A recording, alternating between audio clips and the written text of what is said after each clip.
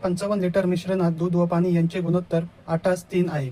तर यात किती लिटर दूध टाकावे म्हणजे नवीन द्रावणात दूध व पाण्याचे गुणोत्तर 4:1 होईल. आपण मिश्रणात दूध व पाणी अनुक्रमे 8x व 3x घेऊ. एकूण मिश्रण 55 लिटरचे आहे, म्हणून 8x + 3x बरोबर 55.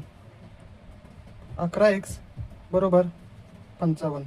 x बरोबर 55 भागिले 11 बरोबर 5. आपल्याला x ची किंमत 5 मिळालेली आहे, म्हणून आपल्याकडे दूध 8x आहे. 8 गुणिले 5 बरोबर 40 लिटर. तर पाणी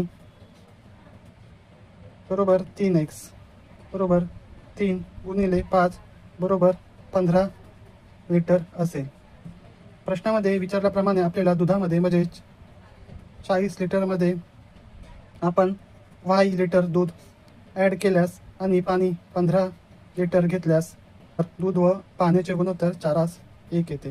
म्हणून इकडे 40 अधिक y गुणिले 1 बरोबर 15 गुणिले 4. म्हणून 40 + y बरोबर 60. म्हणून y बरोबर 60 वजा 40 20 लिटर. म्हणून मिश्रणात 20 लिटर दूध ॲड केल्यास दूध व पाण्याचे गुणोत्तर 4:1 येईल.